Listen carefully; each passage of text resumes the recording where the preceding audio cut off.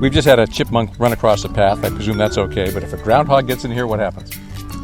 We talk to it. Yeah. We convince it to Using leave. short 4-letter words or what? Yeah.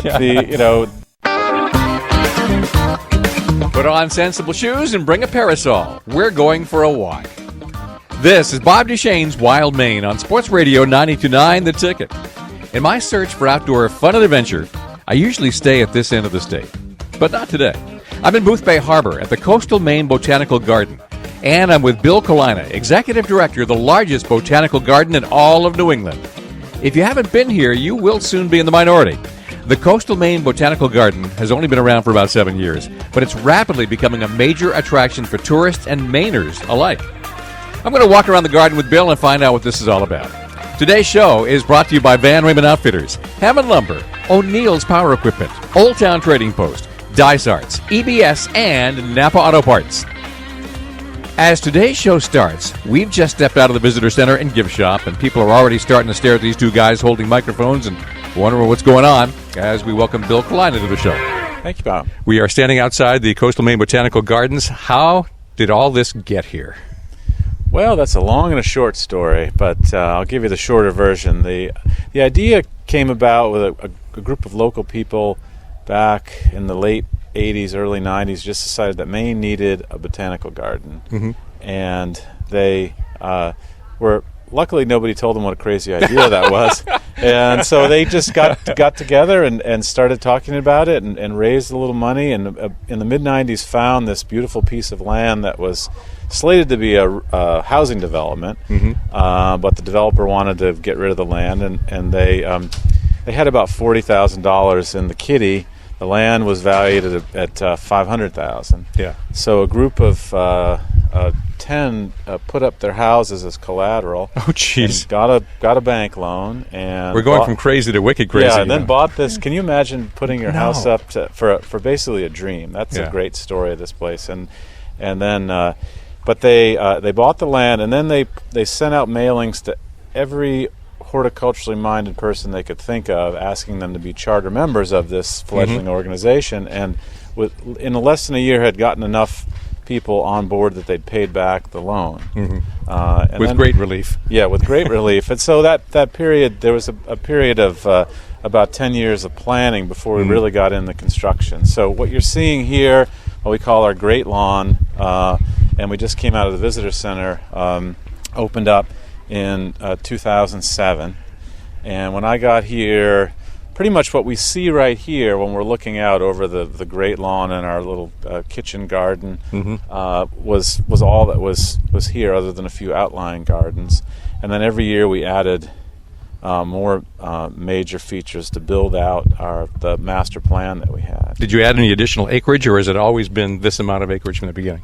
We did actually add in two groups. We started out with 128 acres. In 2006, we were given another 120 acres, and then we bought another 22 acres last year, so we're up to 270 now. Usually when you see a great lawn like that, somebody's playing croquet on it. Yeah, no croquet, just people running around and picnics and that sort of thing. But it does have dandelions. Yeah, we don't. I mean, one of the things we do here is operate the gardens organically, and trying to control weeds in a lawn without chemicals is pretty futile. So we try to manage the clover and the dandelions and to keep it looking good. Okay, well, it's a great lawn and ledge garden. What is the ledge part of this? Well, it's hidden behind that tree over there, but now that we can walk around, you can see that giant hunk of Bucksport schist, which is the bedrock that underlays this place. It's a kind of a mix of metamorphic rock and granite, and that was actually like anywhere in Maine, you start digging and pretty soon you hit rock. They dug down and they quickly found that ledge, and rather than blowing it up, decided to make that part of the central feature of this whole area. I'm glad they did, because it's actually pretty striking. It's beautiful. We call it the whale rock. You know, I guess just that's what you call a big rock with looks like a hump. But it's one of those things. I think that's one of the things I think that's had made this place successful from a design perspective is we adapt the designs through sort of a process and getting lots of input and listening to the land and trying to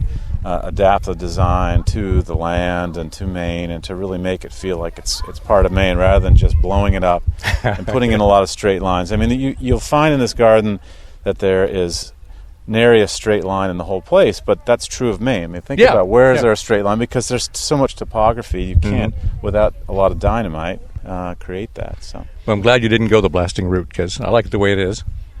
Me too. So this is divided up into various segments. There's the touchy-feely part, there's the rose garden, etc. You'll have to tell me what the actual terms are, because I have the blackest of thumbs, and I'm going to ask you some stupid questions because I don't know any smart ones.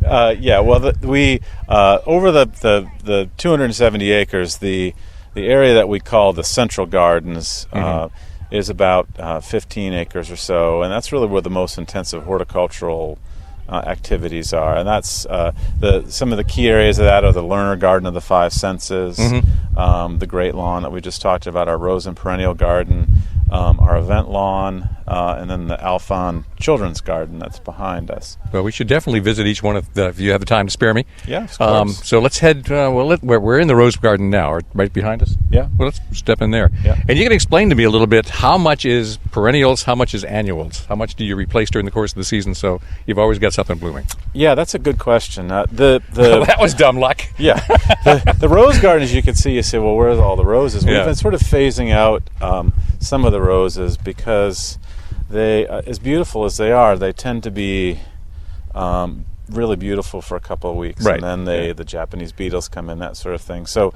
we've added more perennials. What we're seeing here really is mostly perennials with some of the summer annuals mixed in. It's as a percentage of the total area, the annuals really represent maybe about 10% of the gardens from a square footage point of view. But we plant 25,000 tulip bulbs in the fall, and that gives us a sort of a spring and other bulbs, and then they bring in the summer color for the. And so you must have a garden, a shed somewhere where you're growing all this stuff yourself. I wish we had a real facility. That's one of the key things that we hope to add soon is a real production facility. We have a small area, but we really rely on nurseries to get plants in. In Maine, where we are here on the end of this peninsula, it's tough sometimes to get to get the plant material. You must be able to get a bulk deal. Yeah, we do. Yeah, we can get the trucks to come in because we order quite a bit. This is Bob Duchesne's Wild Maine, and everything is coming up roses. I'm at the Coastal Maine Botanical Gardens in Boothbay Harbor with Executive Director Bill Kalina. We're just stepping off the great lawn behind the Visitor Center and stepping into the Rose Garden. Try to keep up. Sports Radio 92.9 The Ticket.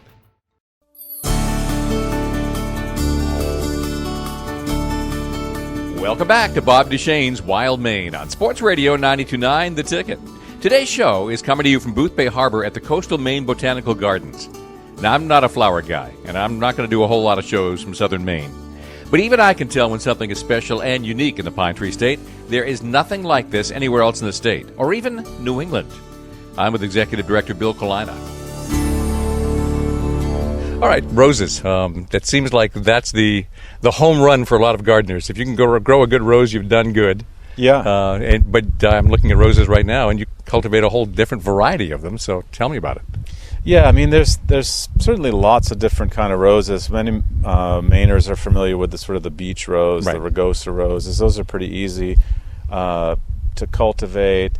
A lot of the sort of the fussier classic tea roses and things are a combination of tough winters and insects and other things makes them a little tricky, but there's always work coming out with new roses. The knockout roses that came out 10 years or so ago have really bred new life into roses as landscape plants. But we're always trying new varieties out and to see which works and which doesn't. You can see the beautiful climbing rose there. Very much. So now, what is the name of that rose? You're going to put me on the spot. I can't remember. It's got to have a sign on it. Yeah. It's a woman's name, and I can't think of her name. Lillian Gibson. Oh, okay. Yeah. Who I think wasn't she a famous movie star from back in the day? But There were a lot of Lillians back then. Yeah. So it's a climbing rose. It's Yeah. got thorns. It's got thorns, but it's also mixed with, we have ornamental grapes on here. We have the climbing hydrangea, which has grown really, really well up the back porch. But this, we're standing under what we call the rose arbor, the pergola, post and beam structure that we're covering with vines to really give some shade, but kind of that sense of being sheltered but looking out at the garden. So. When I look at this, I wonder to myself, how many weddings a year do you have here? This is a popular spot for weddings. Yeah, I would think so. This is a popular spot for ceremonies. Yeah. We do a number of weddings and receptions here, and with the ceremonies, they pick different spots depending on the bride and groom and what they're looking for. But that's a popular spot. Speaking of popular, it seems like there'd be three groups you're popular with: the young, the middle-aged, and the old. Yeah. It's like, I mean, even kids can appreciate good color, and this place is full of color. Yeah, we really do try to appeal to everybody, to make it fun and accessible for kids, to have it sophisticated for adults, and then really adults of all ages and abilities to make it accessible with level paths and as much as possible with the topography that we have. This is actually, we're right at a map of the garden, so we can orient myself a little bit here. We were at the Great Lawn and Ledge Garden. We got the Rose and Perennial Garden. Yeah, and the Great Lawn is a sort of a central hub to the core gardens with these other gardens, satellites around it. We're up at about 100 feet in elevation above the back river. We have about a mile of saltwater frontage on the back river, which is mostly just trails. You don't have a lot of cultivation down there in the woods. We don't. We actually have a sort of a design plan that we move from the intensive horticulture in the core to less so as you go down toward the water, to really just trying to edit and manage the beautiful natural scenery as you get nearer to the water. So when you get towards the water, there's a fairy house village. There's a pine cone sculpture. And we actually, this year, which is that we got to update this map, we just opened a new waterfront facility. So we're the only, that we know of, the only public garden in the United States that you actually arrive to by boat. But more importantly, that people can actually go and take 1 hour tours on our electric boat or rent kayaks and things like that. Well, if you need to put that on the map right now, I've got a magic marker. We could just pencil in. Deal with it right here. We got to redo this map anyway. Okay. I'm curious about the Burpee Kitchen Garden. Where's that located from where we are? Yeah, that's back over by our cafe. All right, we'll save that for later. Yep. But let's go over to the Learner Garden of the Five Senses. Now, Five Senses. I mean, that means that kids can touch it. Well, the idea for this garden, it has an interesting history. It was one of our former board members and his wife had been traveling over in Japan and had seen these sensory gardens where basically the idea is that different parts of the garden highlight one of the five senses of smell, taste, touch, sight, hearing. And then she developed an illness and lost her sight within just a matter of weeks. Oh my. And so this idea of doing a garden around the senses, but an enabling garden for people of all sort of physical abilities came about. And so this garden was opened in 2009. It has sort of subtle features like the paving design if you're walking with a sight aid cane, the use of the stone to mark different parts of the garden. One thing that I hadn't thought about, but probably can't hear it on the microphone, but there's a fountain in the middle, and the idea with that is this is a circular garden, and as you go around, that sound helps you orient if you're visually impaired. But we have organized this. We're in the smell area now. We've got mock oranges and peonies. The lilies are just about to bloom. And then just to our left is the taste area. And this is actually where we run therapeutic horticulture classes. So we have groups come about 5 or 6 times a week, and they work in here. They help plant and weed and As a therapy. As a therapy, yep. Now, when I look at wild thyme, obviously that has a fragrance. We're in the aroma section here, I guess. Yeah, we're sort of in the the aroma and taste. So the thyme is the bridge between the taste. So you can see that there's. Where's the taste? Is that the other side of this little ridge? Yeah, so it's mostly we've got vegetables, various vegetables growing in here, grapes on the arbor. Mm-hmm. These kind of interesting structures that we're walking up to now, they look kind of like outdoor bookshelves with small lobster traps on them, are vertical wall planters that we do a number of different things. There's not a lot of edible things in there this year because we're focusing on our pollinators theme. So Dick Zieg, who's the one that designs these, assures me that they're going to look like a hummingbird and a butterfly and things like that, but he's sort of got to trim them. But people love these. They're made out of, we went to one of the lobster trap companies and had them make these little 1 foot by 6 inches deep cubes, and he designs these, and then the volunteers that are here as part of the programs can take these out individually and weed them and put them back in again. But people that have condos or not a lot of room really like this idea of vertical gardening because you can, on a fairly small bit of land, grow a lot of plants that way. So what I'm actually looking at, it looks like a bookcase that's about 4 feet some odd inches high, with cubes with plants in them, and the plants are coming out sideways, so it's facing like a bookcase would. That's right. Does that confuse the plants any? No, they just reorient. The way we plant these is we lay them the cubes flat on the greenhouse benches and plant them and let them root in a little bit, and then he brings them up and stands them up vertically. Yeah, and it works out really well. It's been something that's been really popular with the guests, people getting ideas, and so we actually, he started producing those cubes and sells them now too, so people can take them home. Although it doesn't sound like it at the moment, this is Sports Radio 92.9 The Ticket. It's Bob Duchesne's Wild Maine. We're at the Coastal Maine Botanical Gardens in Boothbay Harbor, and I'm wandering the gardens with Executive Director Bill Kalina. If you're wondering what all this looks like, I'm taking some video while I'm here, and I'll throw it up on the web at 929theticket.com. It's a pretty amazing place. We'll take a pause and then return to the Learner Garden of the Five Senses when Bob Duchesne's Wild Maine continues. It's Bob Duchesne's Wild Maine on Sports Radio 92.9 The Ticket. I'm in Boothbay Harbor, walking and talking with Bill Kalina, Executive Director of the Coastal Maine Botanical Gardens. So far, we've hit the Great Lawn and then the Rose and Perennial Garden. So we're in the taste section. We did obviously the fountain is the sound, I presume? That's part of the sound. Because we're not going to hear plants say much. No, that was I did the planting design for this, and that was definitely the most challenging of any of them.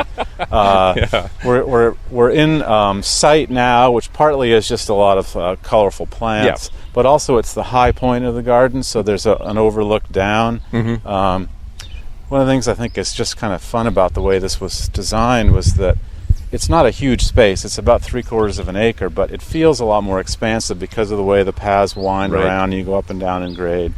But this is the view down onto the center of the Garden of the Five Senses. Well, this day that we're here, this is a beautiful sunny day. There's a good crowd here, and yet it does not feel crowded.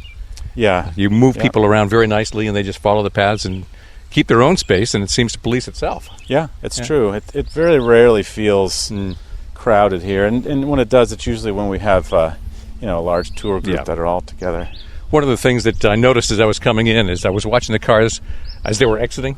First one was New York, second was New Hampshire, third was Connecticut. It's like whoever thought of this idea as potential tourism masterpiece got it right. It's amazing too. We just put in a virtual touch pin board in our visitor center this year, so you can actually put in your zip code. And it puts a pin where you're from. And we've had, it's only been up about a month, and we have visitors from all over Europe, from Australia, New Zealand, from Indonesia, from Africa, from South America. It's just amazing how this little peninsula, brings people from all over the world. We're in the low point, the center of the garden. This is the reflexology labyrinth. So you want to repeat that? The what? The reflexology labyrinth. Okay. And so we're in the touch part of the garden. You can see there's a lot of sort of fuzzy plants in here, but this is design. This we're looking at is a circular design with beach, rounded river stones that have been inlaid into the paving in a sort of a serpentine pattern. And as you move from the outside with the larger stones to the center, the stones get smaller. So the idea is you take your shoes and socks off and then walk around here. And not only are you getting kind of a foot massage, but the idea of I'm not an expert in reflexology, but basically it's transferring well-being throughout your body. So it's sort of a fun thing to watch people, and it looks a little bit like some kind of strange religious ceremony when people are going around and around. Yeah.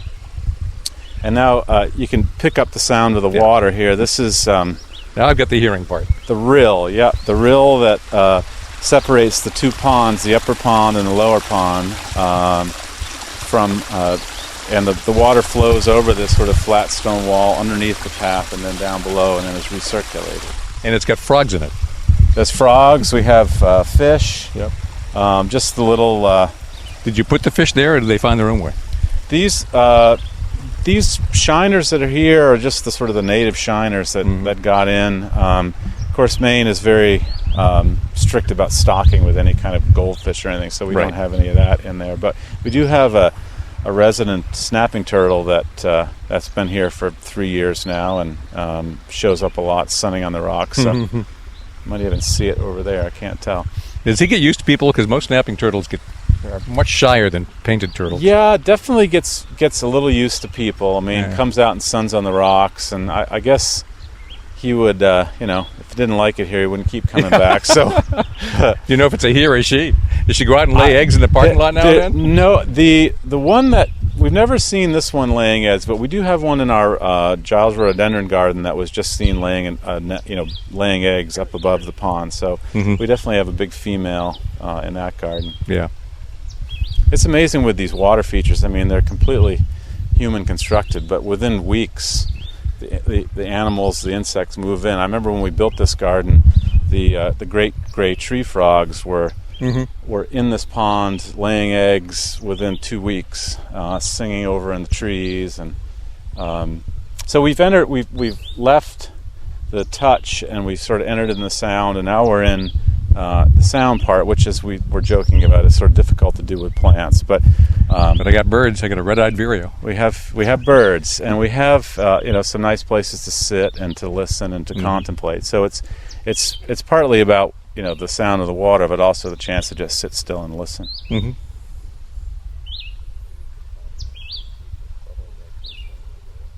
When was the last time you got peace and tranquility on an all-sports station?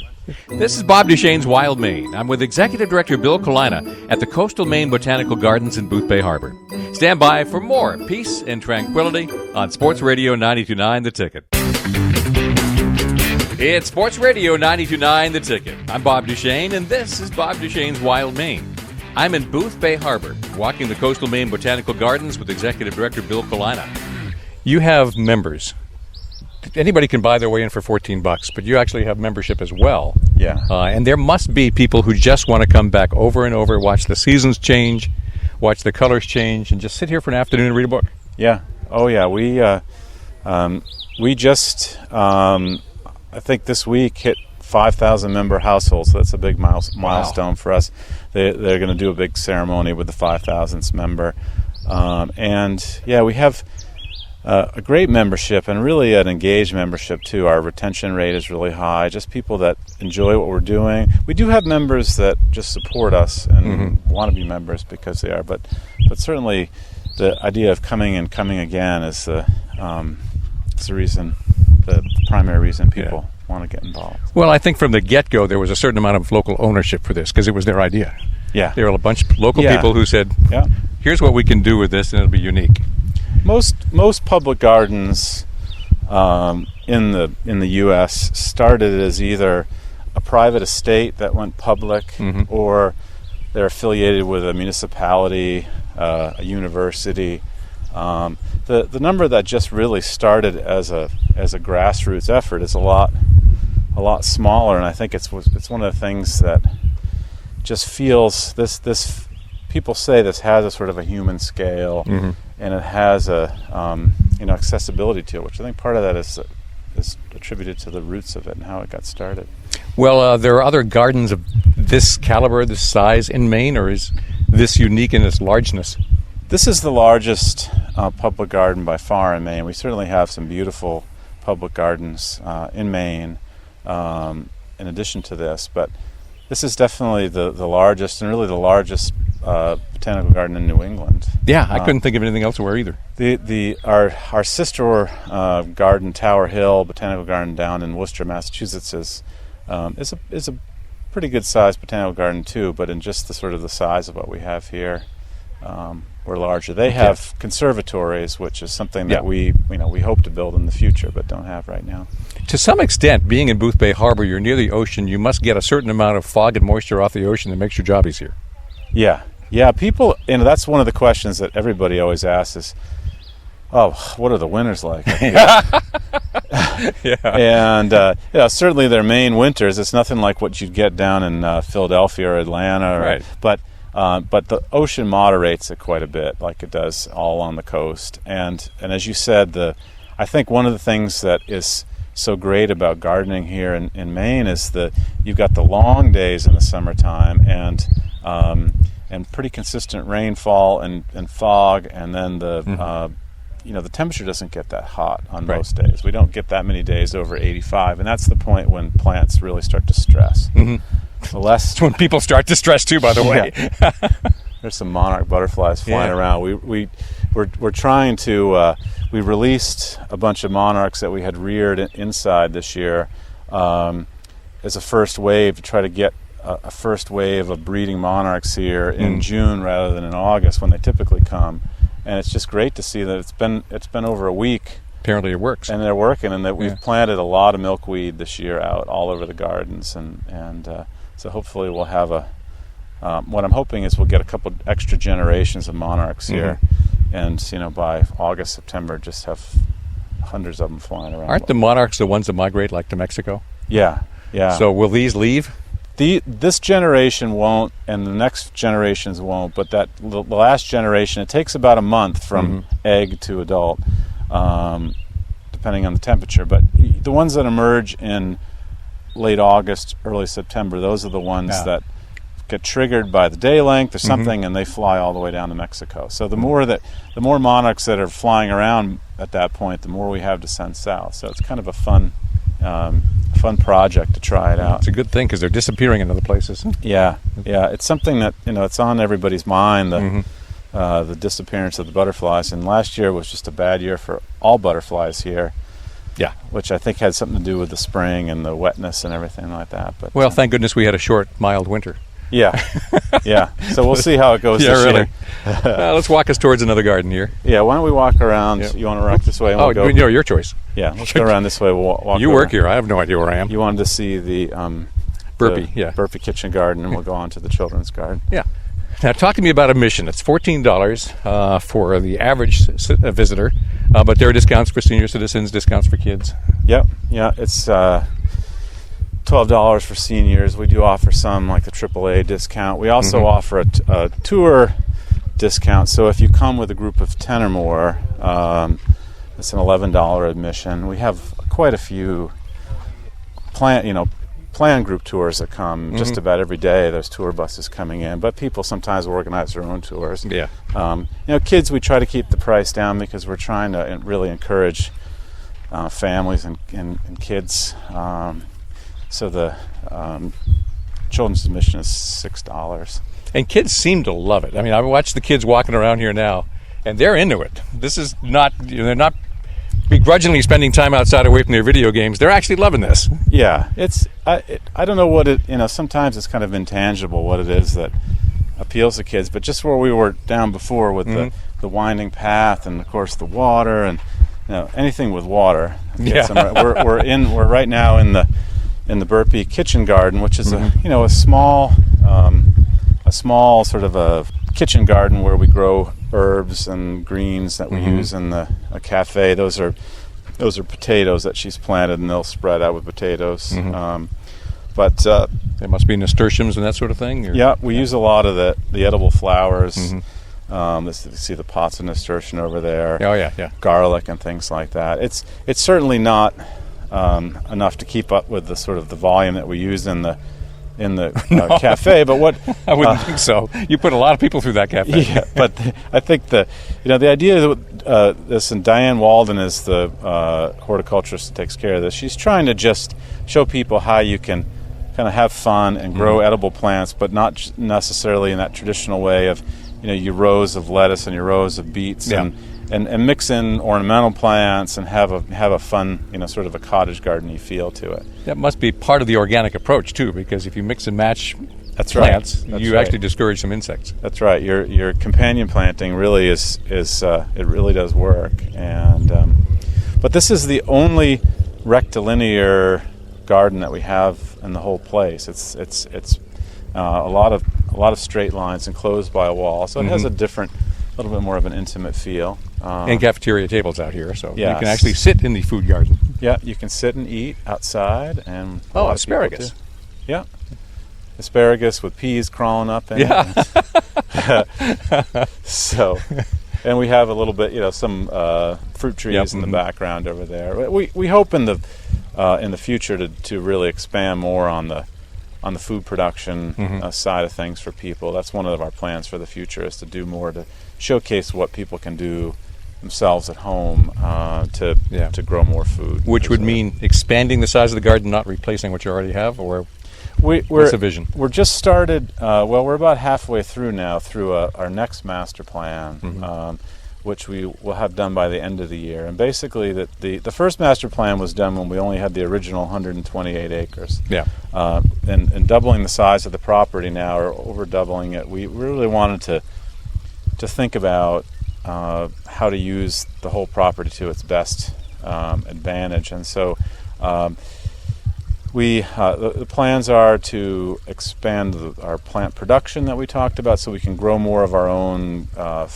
flowers and trees that we can't get in the nurseries, to add a conservatory so that we have more of a year-round venue, to do more with. Part of the property to the south was a 18th century saltwater farm, and a lot of the ruins are still there, and so you can actually, the idea is maybe trying to bring back a little the 18th, 19th century meeting the 21st century as far as what people can do at home, adding a lot more ornamental gardens, to doing more with trying to do more with kind of adventure play stuff for kids that are older than 8 or 9, which is where the children's garden that we're headed to next is sort of targeted. So okay, well, let's head that way.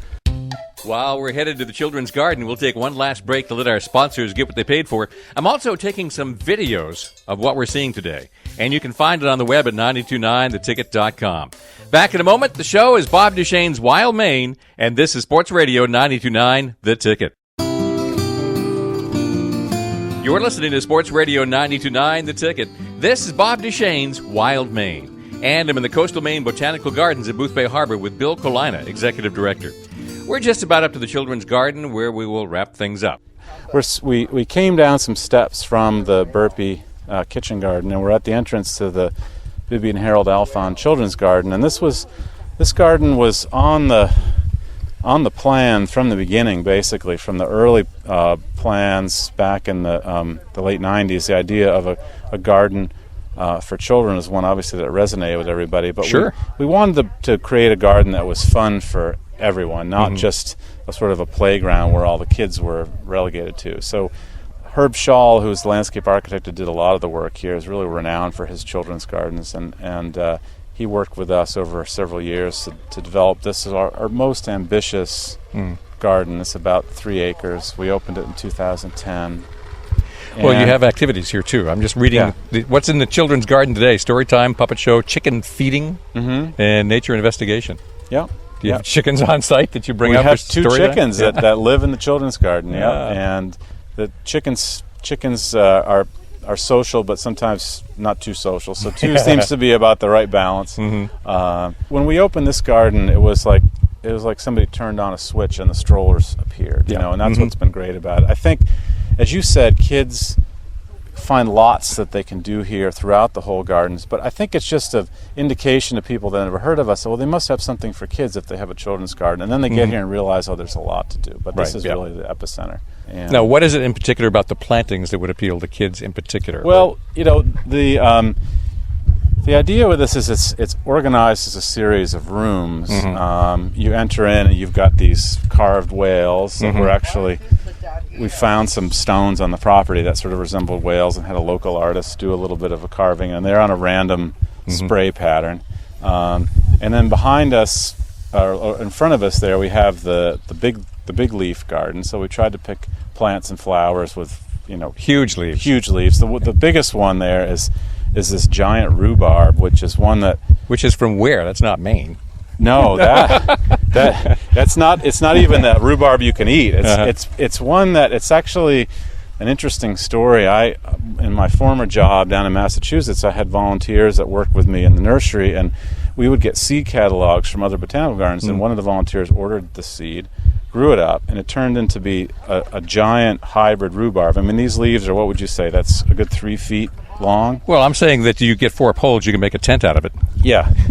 And so then I got a couple of divisions of this when we were opening up this garden. We wanted something that would really get people's attention. So the part of it is just sort of larger than life plants. I tried to pick things that had funny names, like Magnolia Big Dude or things like that. This is a fir from Algeria, believe it or not. That is actually, it just has a sort of, I don't know, ethereal quality to it. Yeah. It's like needles that are just bigger than you would expect on a fir. Yeah, and then down below, we can't see them from here, but we have what we call sort of the Dr. Seuss plants, the weeping Nootka cypress. So it's just sort of fun and whimsical. And and a rainbow terrace that's right over here. Yeah, rainbow terrace and play cottages. And so kids just come in on their own, and we do have, as you saw, a lot of organized activities for kids too. Our children's program coordinator in our education department runs a lot of programs out of here. Yeah. Now, of all the plantings in here, how many are really native to Maine, and does that matter? Do you work to get a lot of Maine plants in here, or is it really intended to be a wide sample of what's out there in the world? It's it depends on what the what the kind of the mission of a particular garden is. We tried in this garden to kind of go around these themes like big foliage and rainbow terraces, and we have a food area. But we also, around the blueberry islands and the ponds down there, went with mostly native plants. And so that, again, as I talked about, is kind of the transition to the more of the wild Maine as you move away. So you're in the sort of intensive, and then as you get farther into this garden, it's more of the native stuff, the blueberries, the bunchberries, things like that, and then down to the woods where really it's all about wild Maine. And certainly you have very much awareness of what could be invasive. Yeah, yeah. We no Brazilian peppers in here anywhere. There. No, we really try to plant things that are ornamental without becoming thugs. And it makes our life easier and everybody else's too. And most of the ornamental plants are far from taking over. You have to sort of coddle them and let them grow. So. Lupins. I haven't seen any lupins here. Is that because they will spread out? Well, the lupin is kind of a controversial plant, and we did have some lupins here. The wild ones you see on the road, I think there's some consensus that they may be a potentially invasive species or hybrid, but they came from garden plants that, if you get the really fancy colored ones, you really have to work to keep those alive. Yeah. So when we do plant the lupins, it's those more highly bred ones that are not going to really escape. If you do have any difficulty, I can kill any plant within a week. All right, we'll bring you in as our specialist. Blackest of black thumbs. You'll be our pest management specialist. Guarantee I won't need insecticides, pesticides, and I can kill it all by myself. All right, how much more of this kids' garden? Let's go over to the rainbow terrace. Yeah. So this was all tulips in the spring, and it was quite beautiful. And then I think this year they're going with more sort of the reds and the oranges shades, which sort of ties in with our pollinators theme. So there isn't every color of the rainbow in there this year, but they've planted a lot of hummingbird plants. And so this year would be an example of annuals that are this is basically what we're looking at here is all annuals, but it's really one of the few places in this children's garden where it's mostly annuals, other than the vegetable growing area. we pick certain areas, and because it's sometimes difficult to grow the annual plants that you have to keep replanting and redoing the soil in with the perennial plants. And you got to buy them every year. Yeah.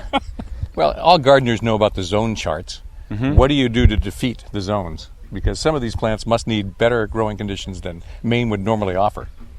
Yeah, well, sometimes we just replace them. This happens. This was a hard. We're looking now at this, this barely leafing out cedar of Lebanon there that was doing well for the first 3 years, but this was a pretty hard winter, so that might not make it. Yeah.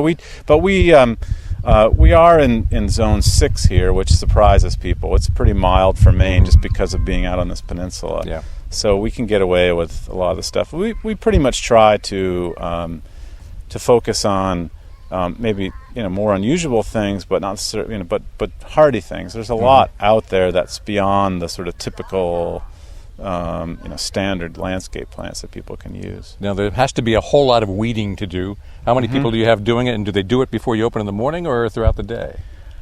I think one of the parts of the visitor experience people really enjoy is chatting with the people that are doing the work. So we really make a point of not doing loud, heavy work while people are here, but they're out weeding all the time. And we have nine people on the staff, and the horticulture staff during the season. It shrinks down to 5 in the wintertime, and then we have 15, 20 volunteers that are in that particular part. We have about 500 throughout the organization, but the volunteers come in, and they're really our key, weeding force. They'll come in with the buckets. And so you have volunteer weeders. Can I have a few names and phone numbers? No. No. That's a tightly held secret. Right. That's like giving away your lobster grounds to your competitor. Right. We've just had a chipmunk run across the path. I presume that's okay. But if a groundhog gets in here, what happens? We talk to it. Yeah. We convince it to using leave. short 4-letter words or what? Yeah. It's hard. I mean, that's just really one of the hardest things that every gardener can relate to. Sort of trying to live with the wildlife. We're fortunate. We do fence some of the property against deer, and we do have quite a bit of habitat for for the rabbits, the snowshoe hares. There's quite a thriving snowshoe hare population in here. I would say the worst animal that we fight are the voles, which the moles get blamed a lot for killing plants, but it's the voles that are doing all the eating. But they're like lemmings. They have boom ears and bust ears. Fortunately, now we have several weasel families that have moved in, and Perfect. It's true, excellent, and foxes and fox families that have moved in. So since they've really gotten established, it's been amazing how that's gone down. And I was thinking you give up on the butterfly, start raising owls. Yeah, that's right. Yeah, we have the resident great horned owl that we hear at nighttime. But I think that trying to get away from using pesticides to keep everything looking fresh. I mean, in the short term, it means that you've got holes in the leaves and things are chewed and that sort of thing. But nature definitely has a way of balancing out. And I feel embarrassed even mentioning the word bird around you, but I don't really know what a lot of them are. But I've really noticed just in the number of different bird calls I've heard and birds I see flying around since I've started working here, as these plantings have matured, as the varieties matured. It's obviously settling into the landscape really nicely and inviting these things in. So why don't we walk back towards your headquarters here, so you can get back to real work. Yeah. And you can tell me, what are your hours in terms of hours of the day, and then what's your season? We are open 9 to 5 daily. We're only closed on New Year's and Christmas and Thanksgiving. So you're open year-round? We're open year-round. We charge admission from April 15th through Halloween. After we're free during 9 to 5 for the rest of the year. So chance for the community to come. People cross-country ski when we have snow, or snowshoe around, or just walk around. You can have horticultural classes, etc., during the winter. So, so the facilities are at least partially open for that? Yep. There's, the staff is certainly here, and although, we do have quite a seasonal staff, we get up to about 85, 90 people during the summer, and it goes down to about 35 during the winter time. And want to just cut across over Yeah, there? let's cut across. It's a lot easier to just say we're open daily 9 to 5. Yeah. Come in the winter. Yeah. Not much is blooming, but it's still fun. Yeah. Well, we're walking back into the visitor center, so I guess I will formally conclude the radio show. And thank you very much for being on the show, Bill. Thanks, Bob. It's been great to have you here, and I hope your audience comes to visit. That's a wrap. Today's episode of Bob Duchesne's Wild Maine has been coming to you from Boothbay Harbor and the Coastal Maine Botanical Gardens. My guest has been Executive Director Bill Kalina. Seriously, if you're down this way, there's nothing else like the Coastal Maine Botanical Gardens. It's open year-round, but you'd probably want to do it when the gardens are really in bloom. I did take some video, and it's up on the web at 929theticket.com. In fact, this show and all previous shows are up on the web at the same address, 929theticket.com. Bob Duchesne's Wild Maine goes anywhere and everywhere there is outdoor fun and adventure in Maine. It is brought to you by Van Raymond Outfitters, Hammond Lumber, O'Neill's Power Equipment, Old Town Trading Post, Dysarts, EBS, and Napa Auto Parts. Join me next Saturday morning at 9 a.m. on Sports Radio 92.9 The Ticket.